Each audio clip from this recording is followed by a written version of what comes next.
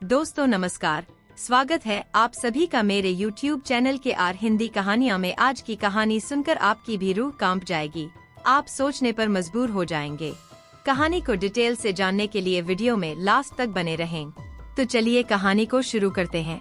बात है 24 नवंबर 2024 की, झारखंड के खोटी गांव की जो जरियागढ़ थाने के अंतर्गत आता है। गांव के लोगों ने देखा कि कुछ कुत्ते मांस के टुकड़ों के लिए झगड़ रहे थे। तभी एक कुत्ता मुंह में कुछ लिए गांव की तरफ चले आ रहा है।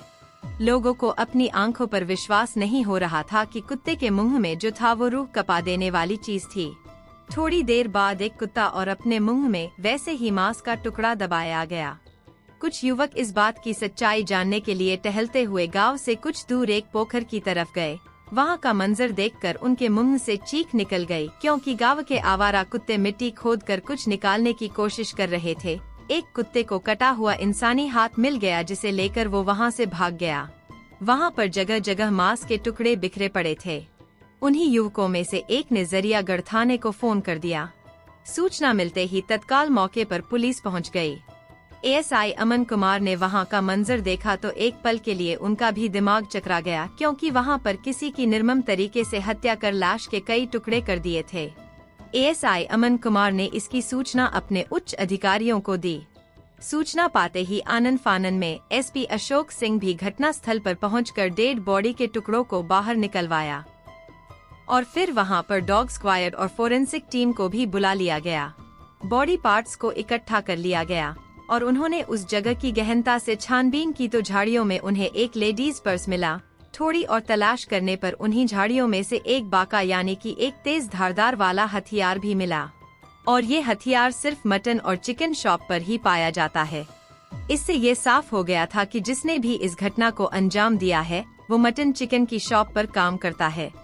इधर जब पर्स को खोल कर देखा गया तो उसमें से आधार कार्ड के अलावा और भी कागज और कुछ सामान पड़े मिले। आधार कार्ड से पता चला कि ये किसी गांगी कुमारी नाम की महिला का शव है, जिसमें उसका एड्रेस भी था। डेड बॉडी को मोर्चरी में रखवा दिया और पुलिस की टीम आधार कार्ड के एड्रेस पर जाकर मृतका के परिजनों से पूछताछ की और बॉडी की शिनाख्त करने के लिए उसकी मां को अपने साथ ले आई। मोर्चरी में रखी लाश देखकर मां को विश्वास नहीं हो रहा था कि बेटी के साथ इतनी हैवानियत। लाश के कम से कम 50 टुकड़े किए होंगे। पुलिस की तफ्तीश में मां ने बताया कि बेटी नरेश भेंगरा नामक युवक के साथ लिव इन रिलेशनशिप में 4 साल से रह रहती थी। 7 नवंबर 2024 को गांगी ने बताया था कि वो अब उसी पार्टनर के साथ हमेशा रहने के लिए जा रही है। नरेश कर्नाटका के एक कसाई की चिकन शॉप में मुर्गा काटने का काम करता था। पुलिस को नरेश के मोबाइल नंबर से उसे ट्रेस कर गिरफ्तार कर लिया।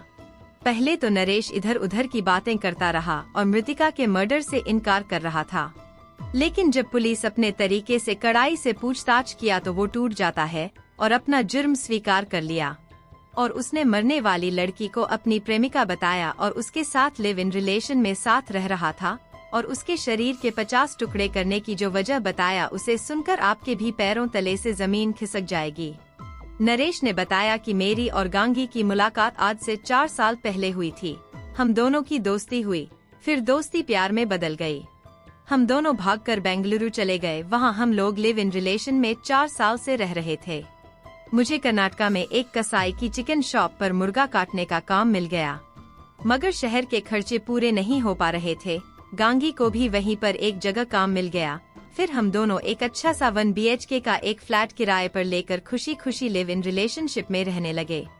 फरवरी 2024 में झारखंड अपने गाँव वापस आया तो घर वालों ने उसकी शादी कर दी। थोड़े दिन पत्नी के साथ रहने के बाद वो फिर अपने लिव इन पार्टनर गांगी के पास बेंगलुरु चला गया। दिवाली के त्योहार पर वो गांव आना चाहता था तो गांगी भी गांव साथ आने की जिद करने लगी। उस समय गांव आने का प्रोग्राम कैंसिल करना पड़ा। फिर 8 नवंबर 2024 को लिव इन पार्टनर को लेकर झारखंड अपने गांव आ गया। नरेश भेंगरा ने आगे पुलिस को बताया कि वो अपनी गर्लफ्रेंड को अपने घर नहीं ले जाना चाहता था, क्योंकि उसके मन में कहीं न कहीं ये डर लग रहा था कि वो अपने घर वालों और पत्नी को क्या जवाब देगा। जैसे जैसे वो गांव के नजदीक पहुंच रहा था वैसे वैसे उसका डर और दिल की धड़कन बढ़ता जा रहा था। तभी उसके दिमाग में एक शैतानी आइडिया आया। उसने मन ही मन एक खतरनाक फैसला कर लिया। उन दोनों और गांव के बीच का फासला महज 1 किलोमीटर रह गया तो नरेश पार्टनर गांगी को लेकर गांव की तरफ न जाकर ऑटो रिक्शा के ड्राइवर से ऑटो को जंगल की ओर ले चलने को कहा। एक पेड़ के नीचे रोककर ऑटो वाले को पैसे देकर उससे कहता है कि भाई तुम हम लोगों को यही छोड़ दो, मेरा घर बगल में है, मुझे कुछ काम है, निपटा कर हम लोग पैदल ही चले जाएंगे। नरेश अपनी पार्टनर से कहता है कि तुम यहीं रुको, मैं कुछ सामान लेकर आता हूँ, फिर घर चलूं। उसकी पार्टनर गांगी नरेश पर आंख मूंद कर भरोसा करती थी, सो उसने नरेश की बातों पर विश्वास कर वहीं रुक गई। नरेश वहां से गया और कुछ देर बाद वापस आ गया। नरेश गांगी से प्यार भरी बातें करते करते वहीं पास में एक झोपड़ी थी, वहां ले जाकर पहले उसके साथ शारीरिक संबंध बनाता है और फिर उसी के दुपट्टे से कसकर उसका गला घोंटकर उसकी हत्या कर देता है। अब लाश छुपाने की तरकीब ढूंढने लगा, तब उसने अपनी योजना के अनुसार लड़की की डेड बॉडी को छोटे छोटे टुकड़ों में काटकर वहीं एक गड्ढा खोदकर उसी में दफना दिया और फिर अपने घर आकर अपने परिवार वालों और पत्नी के साथ आराम से रहने लगा। परिवार वालों को इस बात की जरा सी भनक नहीं लगी कि नरेश कितना क्रूर और जघन्य अपराध करके आया है। पुलिस ने हत्यारोपी की चार्जशीट बनाकर उसे जेल भेज दिया है। घटना के 15 दिन बाद यानी 24 नवंबर 2024 को हत्या का खुलासा आवारा कुत्तों ने कर दिया। दोस्तों, वैसे तो फैसला करना माननीय अदालत का काम है, फिर भी ऐसे अपराधियों को क्या सजा मिलनी चाहिए, अपनी राय जरूर बताएं। दोस्तों, इस कहानी को सुनाने का उद्देश्य किसी का दिल दुखाना नहीं है, किसी को परेशान करना नहीं है, बल्कि आपको जागरूक करना है और आपको सचेत करना है ताकि आप लोग सतर्क रहें और सावधान रहें। तो दोस्तों, कैसी लगी ये स्टोरी कमेंट जरूर करें।